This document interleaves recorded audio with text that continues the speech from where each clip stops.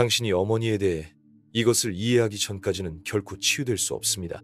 여러분, 지금 이 순간 제 목소리를 듣고 계신 여러분들 중에는 아마도 오랫동안 해결되지 않은 깊은 상처를 안고 계신 분들이 많을 것입니다. 매일 반복되는 같은 패턴들, 끝나지 않는 관계의 어려움들, 그리고 왜 자꾸만 같은 실수를 반복하게 되는지에 대한 답답함을 느끼고 계실 것입니다. 오늘 우리가 함께 탐구할 주제는 많은 분들에게 매우 깊고 개인적인 영역일 것입니다. 바로 어머니와의 관계, 그리고 그것이 우리의 치유 과정에 미치는 근본적인 영향에 대해서입니다.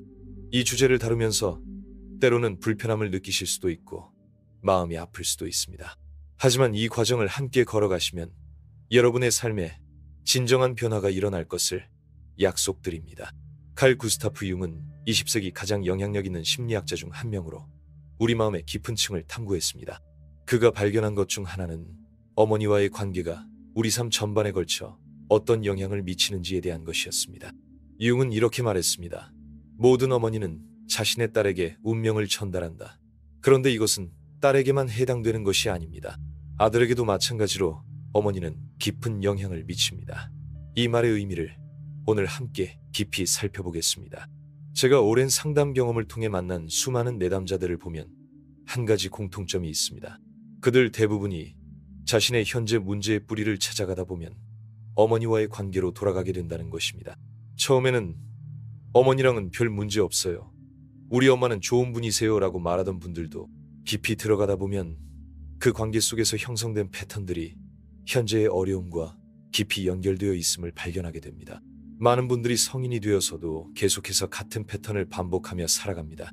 관계에서 같은 실수를 하고 같은 종류의 사람들에게 끌리며 같은 감정적 상처를 받습니다. 이러한 패턴의 뿌리를 찾아가다 보면 우리는 어머니와의 초기 관계로 돌아가게 됩니다.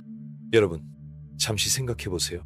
여러분이 사랑하는 방식, 화를 내는 방식, 갈등을 해결하는 방식, 심지어 돈을 대하는 방식까지도 어머니로부터 배운 것들이 많습니다. 때로는 어머니와 정반대로 살려고 노력하면서도 결국 비슷한 패턴을 반복하는 자신을 발견하게 됩니다. 이것이 바로 무의식의 힘입니다. 상담실에서 만난 한 분은 이렇게 말씀하셨습니다. 선생님, 저는 우리 엄마처럼 절대 살지 않겠다고 다짐했는데 어느 날 보니 제가 우리 엄마와 똑같은 말을 하고 있더라고요. 그때 정말 충격이었어요. 이런 경험 여러분도 해보셨을 것입니다. 어머니는 우리가 세상에서 만나는 첫 번째 여성입니다. 그녀를 통해 우리는 사랑이 무엇인지, 돌봄이 무엇인지, 그리고 관계가 어떻게 작동하는지를 배웁니다. 하지만 모든 어머니가 완벽한 것은 아닙니다. 사실 완벽한 어머니는 존재하지 않습니다. 모든 어머니는 자신의 상처와 한계를 가지고 있으며 이것이 자녀에게 전달됩니다. 여기서 중요한 것은 어머니를 비난하려는 것이 아니라는 점입니다. 저는 상담을 하면서 많은 분들이 이 부분에서 죄책감을 느끼시는 것을 봅니다. 어머니가 나를 위해 그렇게 고생하셨는데 내가 이런 생각을 해도 되는 건가요? 라고 물어보시는 분들이 많습니다. 하지만 여러분, 어머니의 사랑과 희생을 인정하는 것과 그 과정에서 생긴 상처를 바라보는 것은 전혀 다른 일입니다. 오히려 이 상처들을 인정하고 이해할 때 어머니에 대한 진정한 감사와 연민이 생길 수 있습니다. 어머니도 완벽하지 않은 한 사람이었다는 것을 받아들이는 것, 그것이 성숙함의 시작입니다. 융이 말하는 어머니 콤플렉스를 이해해 보겠습니다. 이것은 단순히 어머니를 좋아하거나 싫어하는 것을 넘어서는 개념입니다. 어머니 콤플렉스는 우리 무의식 깊은 곳에 자리 잡은 어머니에 대한 이미지와 감정들의 집합체입니다. 이것은 우리가 의식적으로 인식하지 못하더라도 우리의 행동, 선택, 관계 방식에 지속적으로 영향을 미칩니다. 제가 상담실에서 자주 보는 어머니 콤플렉스의 유형들을 말씀드리겠습니다. 첫 번째는 과보호 어머니 콤플렉스입니다. 이런 경우 어머니가 자녀의 모든 것을 대신해 주려 했고 자녀는 독립적인 판단이나 행동을 할 기회를 갖지 못했습니다. 성인이 되어서도 결정을 내리는 것을 어려워하고 다른 사람에게 의존하려는 경향을 보입니다. 두 번째는 감정적으로 불안정한 어머니 콤플렉스입니다. 어머니의 감정 기복이 심했고 자녀는 어머니의 감정을 맞춰주느라 자신의 감정은 억압해야 했습니다. 이런 분들은 성인이 되어서도 다른 사람의 감정에 과도하게 민감하고 자신의 감정은 잘 인식하지 못합니다. 세 번째는 완벽주의자 어머니 콤플렉스입니다. 어머니가 높은 기준을 요구했고 자녀는 그 기준에 맞추기 위해 끊임없이 노력해야 했습니다.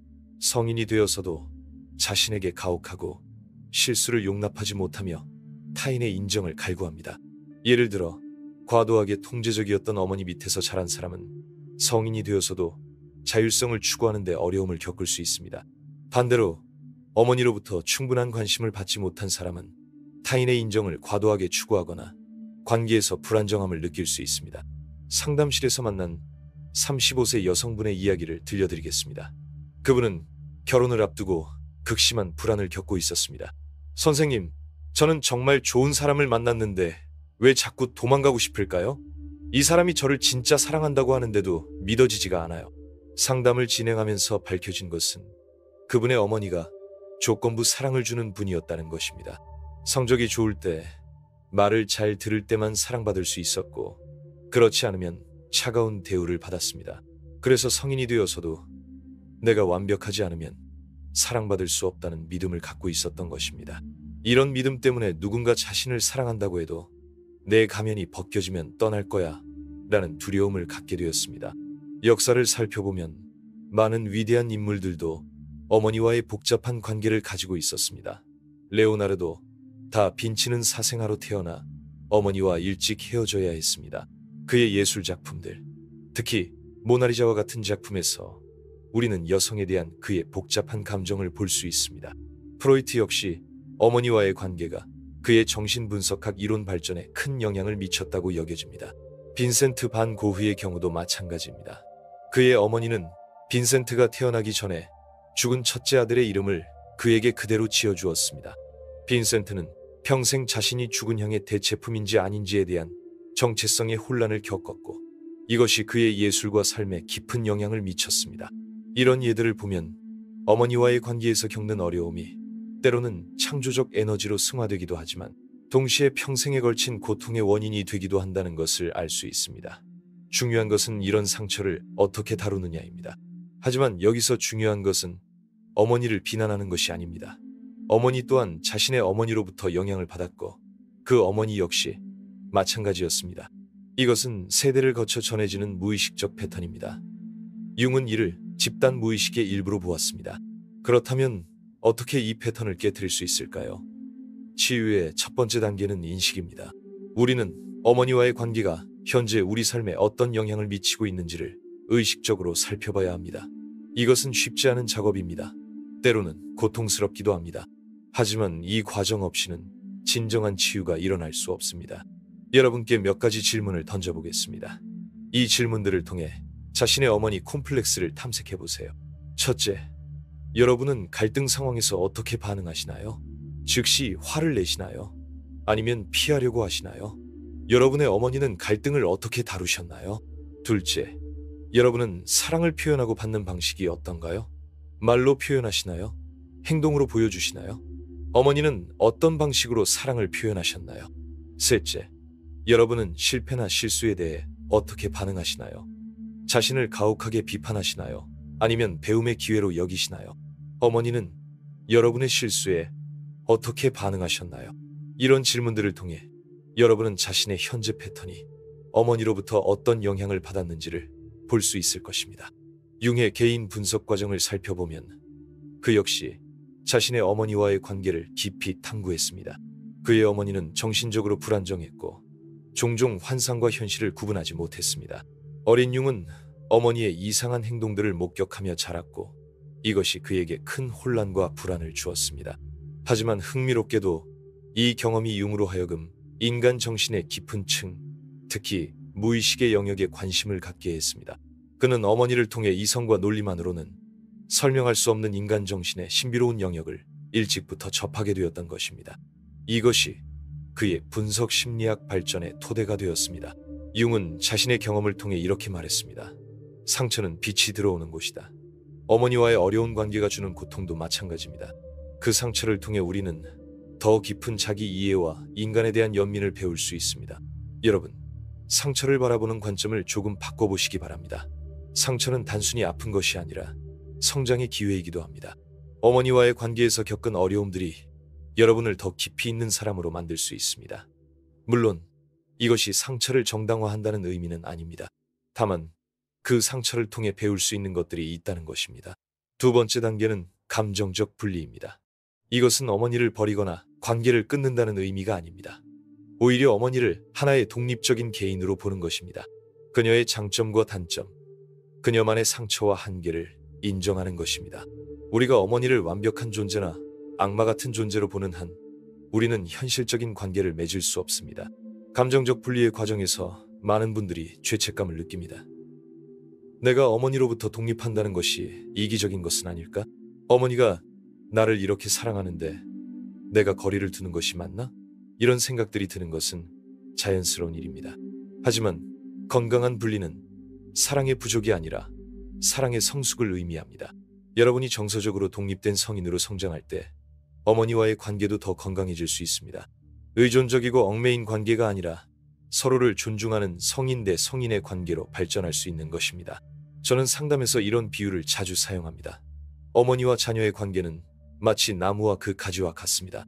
가지가 나무에서 영향을 받아 자라는 것은 자연스러운 일이지만 가지가 계속 나무에만 의존한다면 독립적인 나무로 성장할 수 없습니다. 어느 시점에서는 가지도 자신만의 뿌리를 내리고 독립적인 나무가 되어야 합니다. 심리치료 현장에서 자주 만나는 사례를 하나 들어보겠습니다. 33세 여성 내담자가 있었습니다. 그녀는 연애관계에서 계속해서 자신을 희생하는 패턴을 보였습니다. 상대방의 요구에 무조건 맞춰주고 자신의 욕구는 뒷전으로 미루는 것이었습니다. 연인이 다른 여성과 바람을 피워도 내가 부족해서 그런 것이라고 자책하며 관계를 유지하려고 했습니다. 치료 과정에서 밝혀진 것은 그녀의 어머니가 항상 좋은 딸은 자기를 희생해서라도 가족을 위해야 한다. 여자는 참을 줄 알아야 한다고 가르쳤다는 것이었습니다. 어머니 자신도 아버지의 외도와 폭언을 참아가며 가정을 지켰고 딸에게도 같은 것을 기대했습니다.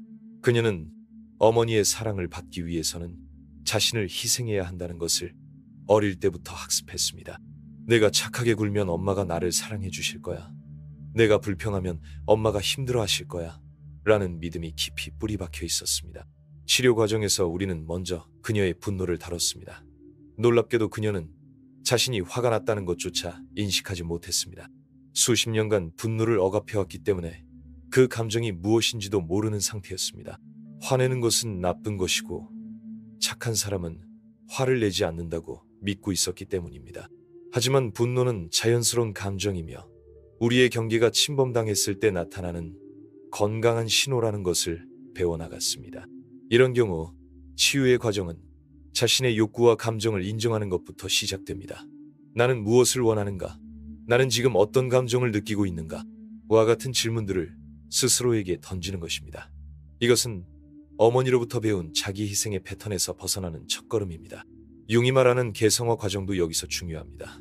개성화란 자신만의 고유한 자아를 찾아가는 과정입니다. 이 과정에서 우리는 어머니로부터 물려받은 가치관, 신념, 행동 패턴들을 검토하고 그 중에서 자신에게 맞는 것은 받아들이고 맞지 않는 것은 버릴 수 있게 됩니다. 하지만 이 과정에서 죄책감을 느끼는 것은 자연스러운 일입니다.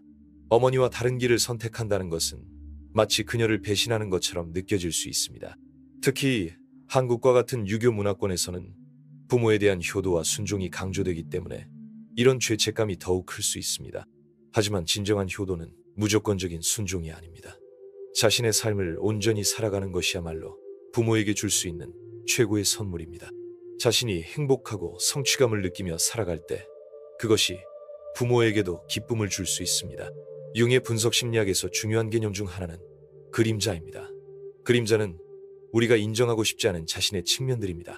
어머니와의 관계에서도 그림자가 작용합니다. 예를 들어 어머니를 과도하게 이상화하는 사람은 어머니에 대한 부정적 감정들을 그림자로 억압하고 있을 가능성이 높습니다. 반대로 어머니를 지나치게 비난하는 사람은 어머니에 대한 사랑과 그리움을 그림자로 숨기고 있을 수 있습니다. 치유의 과정에서는 이런 그림자 감정들도 인정하고 받아들여야 합니다. 어머니에 대해 사랑과 분노, 감사와 원망을 동시에 느끼는 것은 완전히 정상적인 일입니다. 인간의 감정은 복잡하고 모순적일 수 있으며 이것을 있는 그대로 받아들이는 것이 성숙함의 표시입니다. 제가 상담하고 있는 42세 남성분의 이야기를 들려드리겠습니다. 그분은 직장에서 여성 상사와 일할 때마다 극심한 스트레스를 받았습니다. 여성 상사가 조금만 엄격해도 과도하게 위축되거나 반대로 반항적인 태도를 보이곤 했습니다. 상담을 통해 밝혀진 것은 그분의 어머니가 매우 변덕스러운 분이셨다는 것입니다. 기분이 좋을 때는 아들을 극진히 사랑했지만 기분이 나빠지면 차갑게 대하거나 감정적으로 폭발하곤 했습니다. 어린 그는 어머니의 기분을 맞추느라 항상 눈치를 봐야 했고 언제 어머니가 화를 낼지 모르는 불안 속에서 살았습니다. 성인이 된 후에도 권위 있는 여성을 만나면 어린 시절의 그 불안과 두려움이 되살아났던 것입니다. 여성 상사의 표정 하나하나에도 과도하게 민감하게 반응하고 비판을 받으면 마치 어머니에게 버림받는 것 같은 공포를 느꼈습니다. 이런 패턴을 인식한 후 우리는 함께 작업을 시작했습니다. 현재의 여성 상사는 어머니가 아니라는 것. 모든 여성이 어머니처럼 변덕스럽지 않다는 것을 머리로는 알고 있었지만 몸과 감정은 여전히 과거에 머물러 있었습니다. 치유의 과정에서 그분은 어린 시절에 상처받은 자신을 만나고 그 아이를 위로하는 작업을 했습니다. 그리고 점차 현재와 과거를 분리해서 볼 수 있게 되었습니다. 지금은 여성 상사와도 건강한 관계를 맺고 계십니다. 제 관계를 과거와 분리해서 보는 것부터 시작됩니다. 여성 상사는 어머니가 아니며 그녀와의 관계에서 어린 시절의 패턴을 반복할 필요가 없다는 것을 인식하는 것입니다. 융은 또한 아니마와 아니무스라는 개념을 통해 내면의 이성과 여성성에 대해 설명했습니다. 남성의 경우 아니마가, 여성의 경우 아니무스가 어머니와의 관계에 의해 크게 영향을 받습니다. 건강한 어머니와의 관계를 가진 남성은 여성성을 편안하게 받아들일 수 있지만 어머니와의 관계에서 상처를 받은 남성은 여성성을 두려워하거나 거부할 수 있습니다. 마찬가지로 어머니와의 관계가 건강하지 못했던 여성은 자신의 여성성을 제대로 발달시키지 못하거나 반대로 지나치게 의존적인 모습을 보일 수 있습니다. 그렇다면 구체적으로 어떻게 치유의 과정을 시작할 수 있을까요? 먼저 자신의 어머니와의 관계를 객관적으로 살펴보는 것입니다. 어린 시절의 기억들을 되돌아보되 감정적으로 매몰되지 않고 관찰자의 시각에서 바라보는 것입니다. 일기를 쓰는 것도 도움이 됩니다. 어머니에 대한 자신의 감정들을 솔직하게 글로 표현해 보세요. 이때 검열하지 말고 떠오르는 감정들을 그대로 적어보는 것이 중요합니다. 분노든 슬픔이든 사랑이든 모든 감정들이 타당합니다. 명상이나 심상 작업도 유용할 수 있습니다. 조용한 곳에서 눈을 감고 어머니와의 기억들을 떠올려 보세요. 그때의 감정들을 다시 느껴보되 이제는 성인인 자신이 그 어린아이를 위로해 줄 수 있다는 것을 기억하세요. 전문적인 치료를 받는 것도 고려해 볼 만합니다. 특히 어머니와의 관계에서 깊은 트라우마가 있다면 혼자서 처리하기에는 너무 큰 짐일 수 있습니다. 숙련된 치료사와 함께라면 더 안전하고 효과적으로 치유의 과정을 진행할 수 있습니다. 융의 치료 방법 중 하나인 능동적 상상법도 도움이 될 수 있습니다. 이것은 의식적으로 상상을 통해 무의식과 대화하는 방법입니다. 마음속에서 어머니와 대화를 나누어 보거나 어린 시절의 자신과 만나보는 것입니다. 이를 통해 억압되어 있던 감정들이나 통찰들이 의식으로 떠오를 수 있습니다. 여러분 중에는 그래도 어머니는 나를 위해 최선을 다했는데 이렇게 분석하는 것이 배은망덕한 것 아닌가 라고 생각하시는 분들이 있을 것입니다. 하지만 어머니의 노력과 희생을 인정하는 것과 그 과정에서 생긴 상처를 치유하는 것은 별개의 문제입니다. 오히려 상처를 인정하고 치유할 때 진정한 감사와 용서가 가능해집니다. 저는 종종 내담자들에게 이렇게 말합니다. 여러분의 어머니도 누군가의 딸이었습니다. 그분도 자신의 어머니로부터 상처를 받았을 수 있고 그 상처가 치유되지 않은 채로 여러분을 키우셨을 수 있습니다. 이것을 이해한다고 해서 여러분이 받은 상처가 정당화되는 것은 아니지만 적어도 왜 그런 일이 일어났는지를 이해할 수 있게 됩니다. 한국 사회에서는 특히 어머니에 대한 비판적 시각을 갖는 것을 터부시하는 경향이 있습니다. 어머니는 무조건 감사해야 할 존재라는 문화적 압력이 강합니다. 하지만 진정한 효도는 맹목적인 순종이 아닙니다.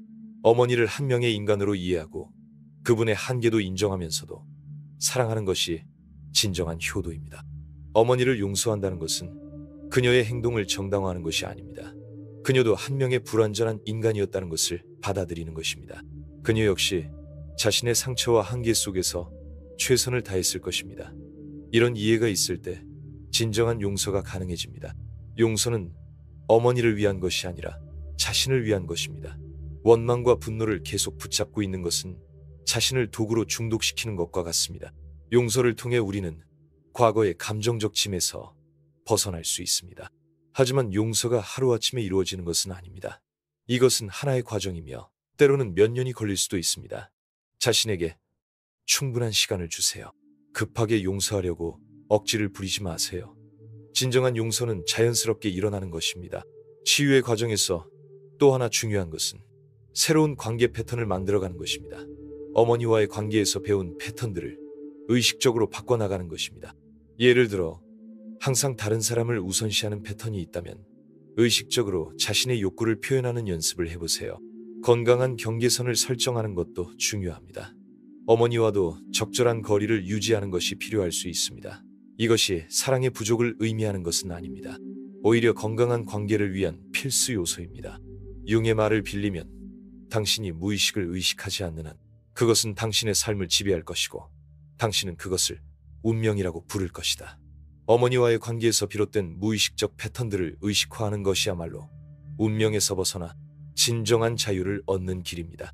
마지막으로 이 모든 과정에서 자신에게 자비로워지는 것을 잊지 마세요. 완벽하지 않은 어머니 밑에서 자란 것은 여러분의 잘못이 아닙니다. 그리고 치유의 과정에서 실수하고 후퇴하는 것도 자연스러운 일입니다. 자신을 비난하지 말고 한 걸음씩 나아가는 자신을 격려해 주세요. 여러분이 이 영상을 보고 계신다는 것 자체가 치유를 향한 용기 있는 첫걸음입니다. 만약 이 내용이 도움이 되었다면 같은 고민을 하고 있는 주변 분들과 함께 나누어 보세요. 때로는 자신의 이야기를 나누는 것만으로도 큰 치유가 일어날 수 있습니다. 댓글로 여러분의 생각이나 경험을 공유해 주셔도 좋습니다. 우리는 모두 비슷한 길을 걷고 있는 동반자들입니다. 서로의 이야기를 통해 우리는 더 깊은 이해와 치유에 도달할 수 있습니다. 치유는 목적지가 아니라 여정입니다. 완벽한 치유에 도달해야 한다는 압박감을 가질 필요는 없습니다. 중요한 것은 의식적으로 자신을 들여다보고 조금씩 성장해 나가는 것입니다. 어머니와의 관계를 이해하고 치유하는 것은 결국 자신을 이해하고 사랑하는 것으로 이어집니다. 그리고 자신을 진정으로 사랑할 수 있을 때 우리는 다른 사람들과도 더 건강하고 진정한 관계를 맺을 수 있게 됩니다. 융이 말했듯이 가장 특권을 가진 사람은 자기 자신이 된 사람이다. 어머니로부터 물려받은 모든 것들을 의식적으로 검토하고 자신만의 고유한 길을 찾아가는 여러분 모두가 그런 특권을 누리시기를 바랍니다. 오늘의 이야기가 여러분의 치유 여정의 작은 등불이 되었기를 희망합니다. 다음에 또 다른 깊은 주제로 찾아뵙겠습니다. 여러분의 용기 있는 여정을 응원합니다.